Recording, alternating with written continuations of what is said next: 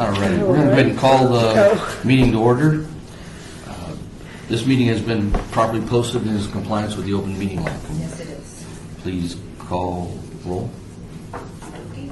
Chair Truesdale, Present. Vice Chair Heiser, excused. Member Schlotman, Present. Member Nolan, Present. Member Abramo, excused. Member Mooney, Present. Member Bratcher. Present. Thank you. We have a quorum of 5. All righty.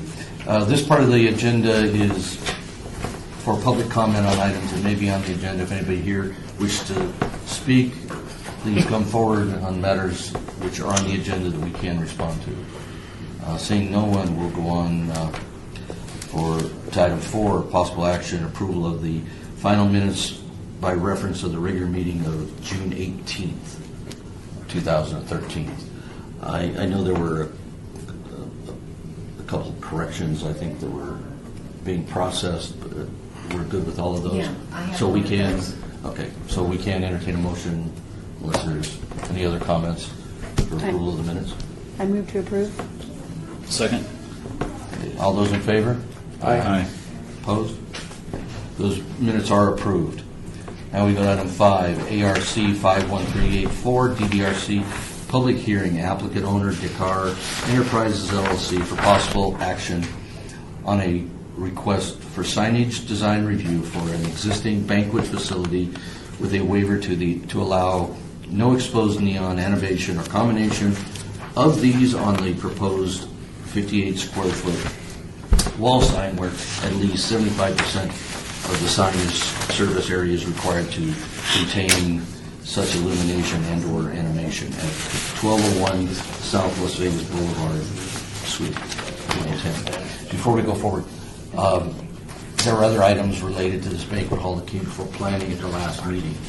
I abstained on those items as a planning commissioner because I own property within this area. With regard to this sign item, it doesn't affect the land use, it doesn't affect my property interest in any way. Well, it doesn't affect you any differently than anybody else in the noticed area, so you can let me know. All right. Staff? Mr. Chairman, the applicant's requesting approval of a 58 square foot illuminated wall sign on the north elevation of the existing building in which they have newly created a suite network facility. The proposed channel letters will be internally illuminated by LED and project from the wall to give a halo effect, but would not contain any exposed neon as required by the Las Vegas Scenic Byway Overlay District standards.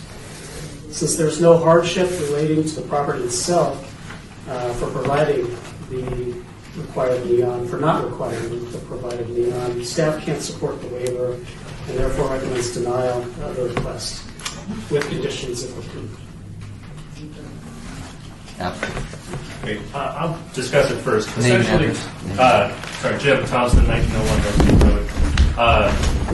What we're discussing, essentially, this is the design we're discussing. Okay, this is the logo that they've generated as Viva Las Vegas Event Center. Okay, what they've gone with is a concept of a very elegant, high-end finish, and we've got pictures and whatnot to show you. What we want to do is, in the way of signage, neon. Trust me, we're Thompson Neon Sign Company. Okay, I'm a big supporter of neon signs. That's what we do.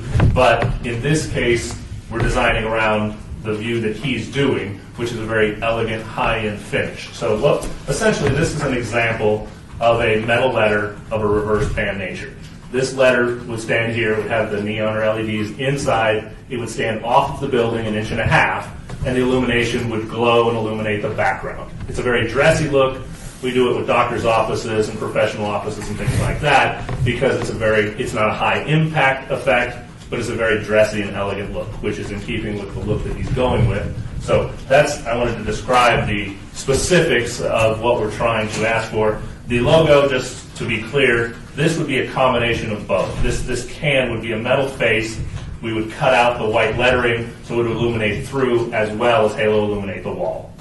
So I'll turn it over to Ron to discuss the finishes they've done from the building and kind of explain why this type of signage works. In the past episode, on R 1404 Maria Elena Drive, 8904, In the past 8 months, since December, of course, I purchased the property, which you all know, we've sunk about $4 million into a dilapidated building that's been a mess for years since I've been there for 15 years. We've completely brought up the current sign on the street, which was completely not to code. This was not to code either. It was just a banner stuck on there and not illuminated. We have then since completely brought the sign up to code as it currently is. This is our current logo for the wedding chapel. At the time when we put this sign up, we put it up because we were just trying to get open and let people know that we were a banquet facility. Since then, the project has evolved into something very elegant, which is what we want to end up changing the design to, so this sign probably will change at some point. This was the front door of the building. This is what the building looked like. This is what it is now. You're looking at like $20,000 just in doors right there for the entrance of the building. As you can see, this is the kind of look we're trying to pull off, for the city, for our customers. That's the front cement down in front where the bride and groom walk into. This is basically what the building looked like on the inside 8 months ago with the ceiling collapsed. This is what the room appears to look like now. We spent over $1 million on the inside, bringing it up to par to make it look as elegant as possible for our brides and grooms and for future use, which I'm going for a limited tavern license in the next few months. This is the kind of woodwork and wrought iron work that's in the building. We feel that this sign would be perfect for the outside of the building to reflect what we're doing in the building. With the original logo, we had very bright colors and vibrant. It would work very well for the exposed neon. But in this case... And right next door at my wedding chapel, I have tons of neon, and it perfectly fits what we're doing there, but we're trying to go into a whole different market here. The weddings that we do currently are, people that have 0 guests to 10 or 15. We're going after a whole different market. And those kind of brides, don't really want to be associated with Elvis and themes and stuff like that. They want something more elegant, and we're going to compete with people that are going to all the big hotels in town.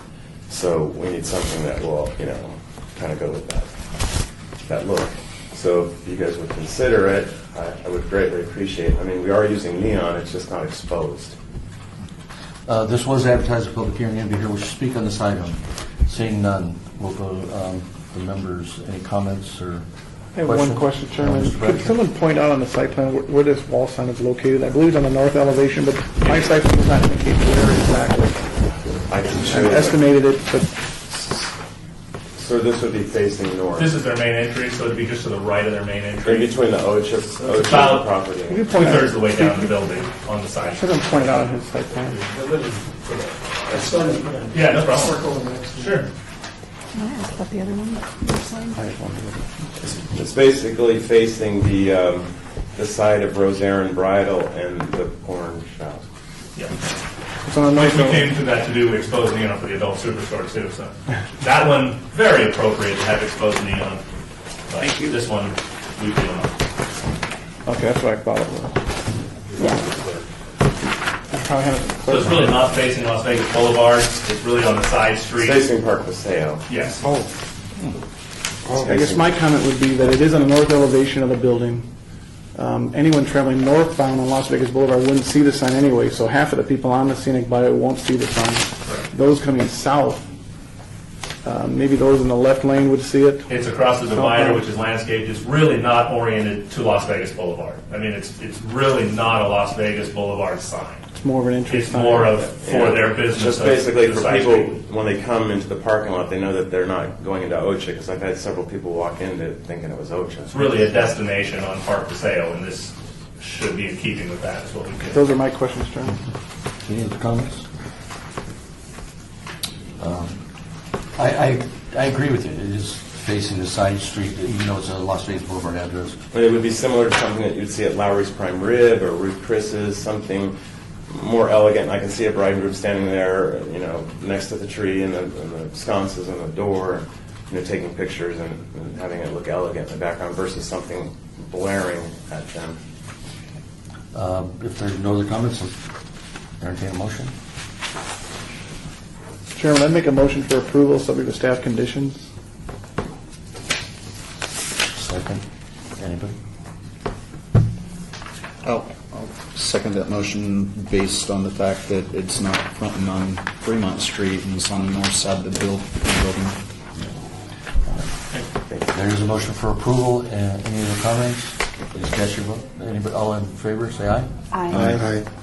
Opposed? Excellent. Thank you very much. Thank you very much. This is final action in the absence of an appeal, Perfect. right? This shouldn't have been anyone. Yes, yes, yes. Now we're back again to that part of the agenda, citizens' participation, which is limited items on the agenda and matters that this committee is able to address. Seeing no one, close this, and the meeting is adjourned.